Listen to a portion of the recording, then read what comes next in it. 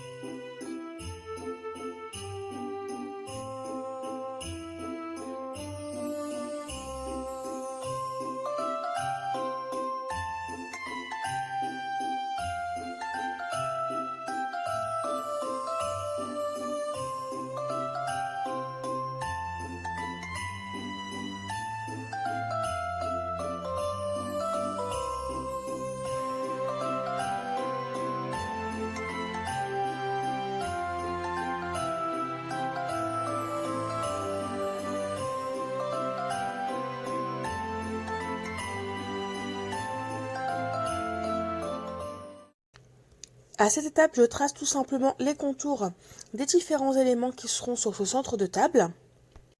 Tout simplement parce que ça va me permettre de savoir où je dois mettre de la colle pour éviter de ne pas en gaspiller et en même temps pour moi savoir où seront à peu près les éléments. Notamment pour le photophore parce que ça aura un petit côté pratique de savoir où il sera, comme ça je sais où est-ce que je dois mettre de la neige et où je ne dois pas en mettre justement. Pour coller les éléments, j'utilise la colle à bois Patex de chez Action et qui fonctionne vraiment très très bien. J'applique d'ailleurs cette colle à l'aide d'un pinceau colle qu'on trouve chez Cultura ou dans tout autre magasin de loisirs créatifs.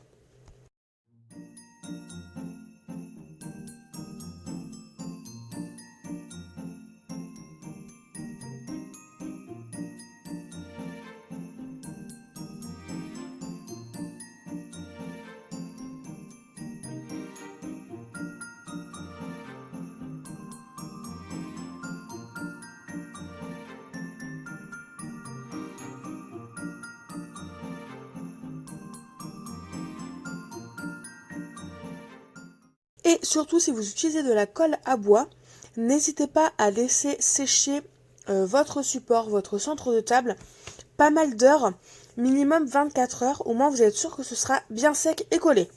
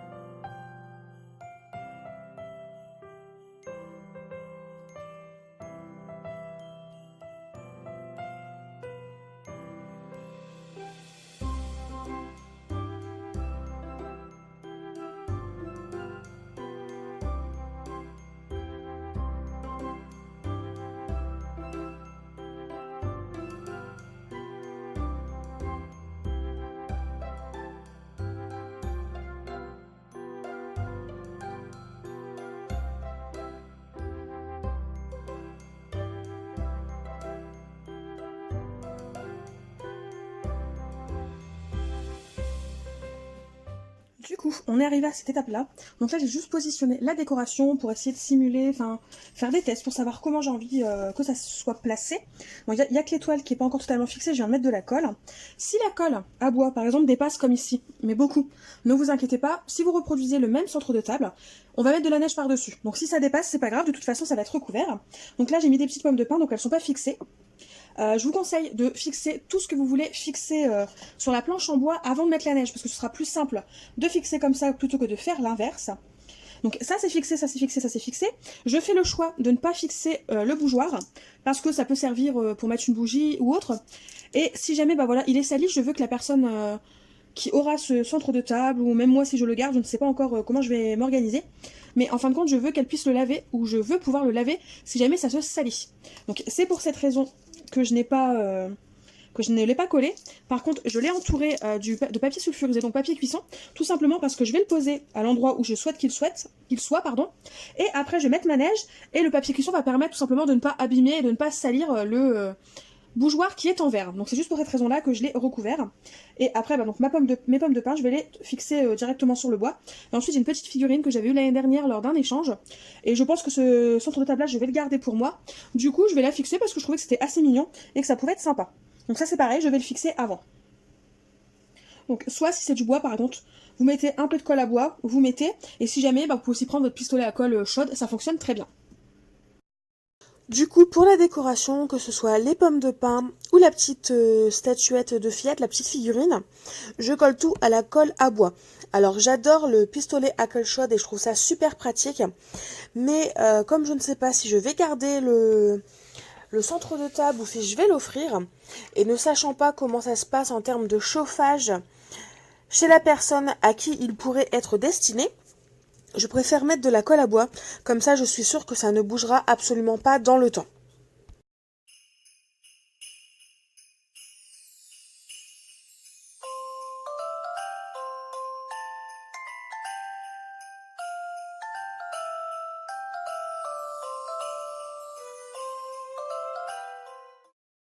Du coup, là je vous reprends à l'horizontale, voilà, là vous verrez mieux.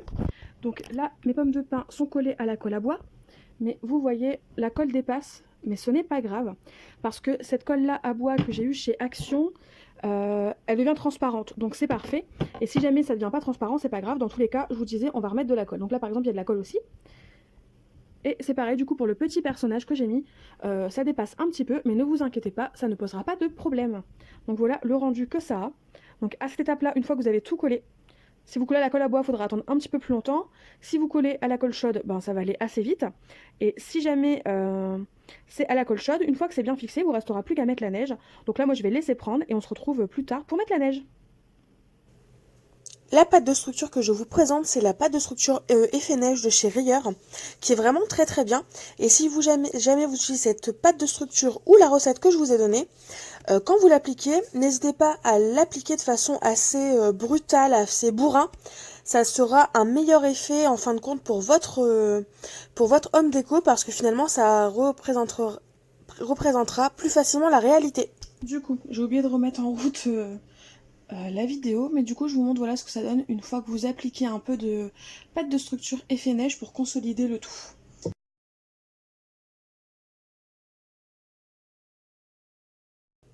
Concernant les pâtes de structure effet neige, peu importe la pâte de structure que vous utilisez, vous pouvez l'appliquer au pinceau, à la spatule, au doigt si vous voulez, même si je ne vous le conseille pas. Mais vraiment, vous l'appliquez comme vous voulez, le tout est que ça représente le plus possible la neige qu'on peut avoir chaque année en hiver. Du coup voilà, ça y est, j'ai mis la fameuse pâte de structure effet neige autour des différents éléments de mon home déco. Mon étoile n'est pas encore entièrement fixée, donc elle bouge, mais voilà ce que ça donne. Donc vous avez vraiment un effet neige un peu partout. Alors du coup on se retrouve, j'ai fait une petite bêtise, j'ai oublié de rallumer la caméra, donc j'ai pas pu vous filmer la suite, mais bon, ce que j'ai fait de plus, j'ai juste en fait complété les trous sur ma planche de bois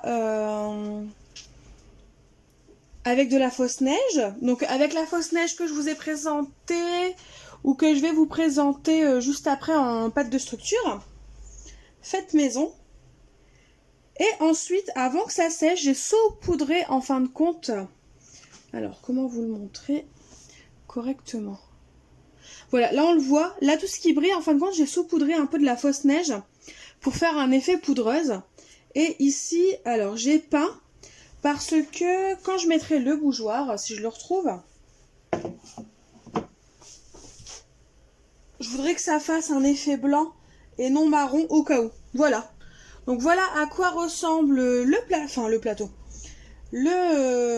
La déco de table.